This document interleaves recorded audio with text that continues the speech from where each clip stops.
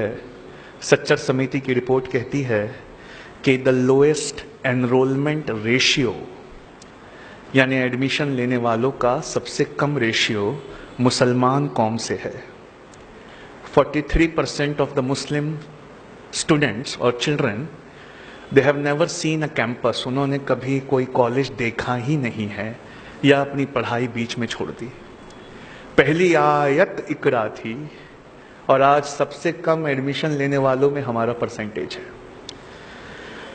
اللہ رب العزت نے قرآن میں ایک آیت فرمائی, وہاں کہا کہ اے محبوب فرما دیجئے کیا وہ لوگ برابر ہو سکتے ہیں جو جانتے ہیں اور جو نہیں جانتے؟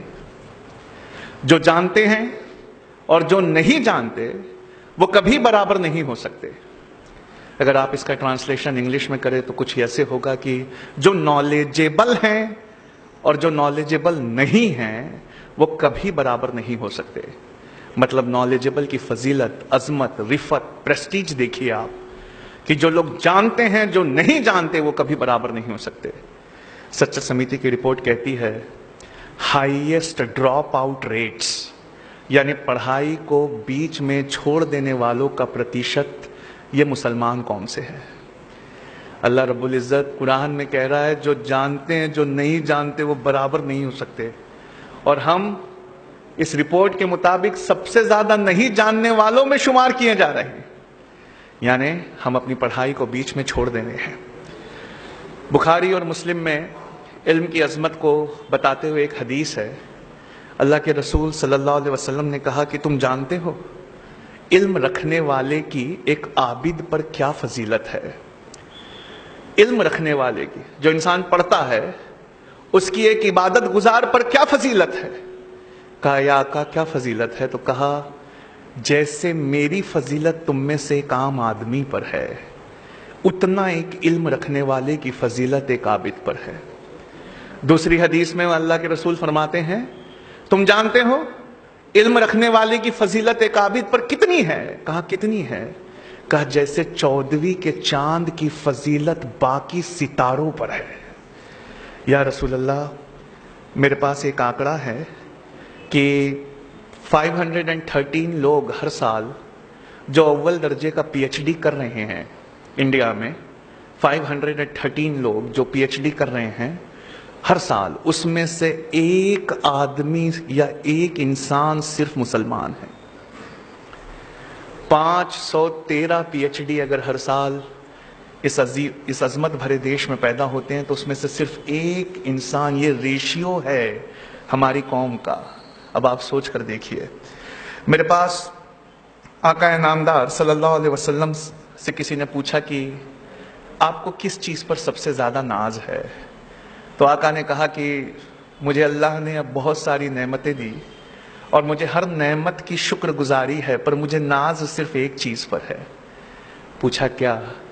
کہا مجھے اللہ نے معلم یا ٹیچر بنا کر بھیجا. آقا نامدار کہتے ہیں مجھے اور کسی بات پر ناز نہیں سوائے اس کے کہ میرے رب نے مجھے ٹیچر بنا کر بھیجا ہے. میرے پاس یونیسکو کا ہیومن ڈیولپمنٹ رپورٹ ہے 2003 کا. وہ کہتا ہے کہ ون مسلم, ہماری پہلی آیت کیا تھی؟ اقرا, اقرا پڑھو. یونیسکو کا ہیومن ڈیولپمنٹ رپورٹ ہے 2003 کا. وہ کہتا ہے کہ a Muslim citizen reads less than one book in a year. وہ اپنے پورے سال میں ایک کتاب سے کم پڑھتا ہے. Whereas a European citizen reads somewhere 35 books in a year. Whereas a Israeli citizen reads somewhere 40 books a year. ایک اسرائیلی یہودی سٹیزن وہ 40 کتابیں سال میں پڑھتا ہے. ایک یوروپین وہ 35 کتابیں سال میں پڑھتا ہے. اور جس قوم کی پہلی آیت اقرا تھی پڑھو, اس کے بارے میں دیا ہے کہ وہ صرف ایک کتاب یا اس سے کم, یہ مسلمانوں کے پڑھنے کا ایوریج ہے. یا رسول اللہ صلی اللہ علیہ وسلم روز محشر ہم اپنے رب کو یا آپ کو کیا چہرہ دکھائیں گے؟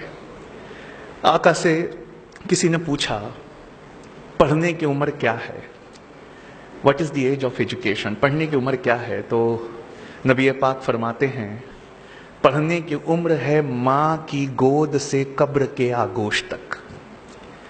पढ़ना शुरू करो अपनी माँ की गोद से और पढ़ते रहो कब्र के आगोश तक। मेरे पास कल्चरल डेवलपमेंट रिपोर्ट है 2011 की, अरब थॉट फाउंडेशन ने इसे पब्लिश किया है।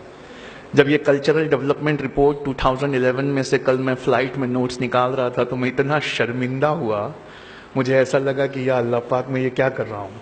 अरब थॉट फाउंडेशन कहता है, पहले नबी पाक से पूछा कि पढ़ने की उम्र क्या, तो कहा माँ की गोद से कब्र के आगोश तक।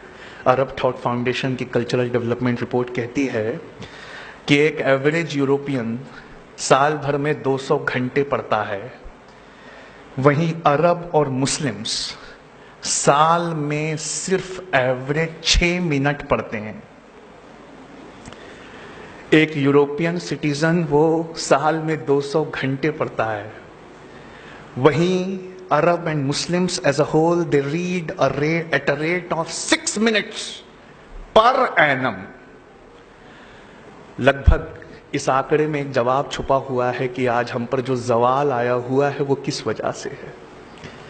हमारे आलिम ये बात अक्सर और बेशतर कहा करते हैं कि हमने अपनी कुरान को छोड़ दिया। मुझे लगता है कि हमने पहली आयत को ही छोड़ दिया। मैं आजम कैंपस की बात नहीं कर रहा, यहाँ की एनर्जी को देखकर मैं खुद बहुत ज़्यादा इम्प्रेस्ड हूँ। मैं आपकी बात नहीं कर रहा। अल्हम्दुलिल्लाह, this is one of the best educational institutes. मैं उनकी बात कर रहा हूँ जो इस कैंपस से बाहर है। They read at the rate of 6 minutes per annum। अब आप सोच कर देखिए वो क्या होगा। सुलेमान अलैहिस्सलाम ने अल्लाह रब्बुल इज़्ज़त से एक दुआ की, कहा परवरदिगार मुझे एक ऐसी बादशाहत दे जो तूने किसी को ना दी हो। सुलेमान अलैहिस्सलाम ने ये दुआ की, अल्लाह रब्बुल इज़्ज़त मुझे ऐसी बादशाहत, ऐसी शहनशाहत दे कि तूने जो किसी को ना दी हो। अल्लाह रब्बुल इज़्ज़त ने जिब्राइल अमीन के हाथ से उनके लिए एक इम्तिहान भेजा। जिब्राइल अमीन ने उनके सामने 3 चीज़ें लाकर रख दी और सुलेमान अलैहिस्सलाम से कहा कि इसमें से एक ऐसी है जो अल्लाह ने सिर्फ आपके लिए चुनी हुई है। मैं आपके सामने तीनों रखता हूँ। अल्लाह ने कहा आप जो चुन लेंगे वो आपकी हो जाएगी।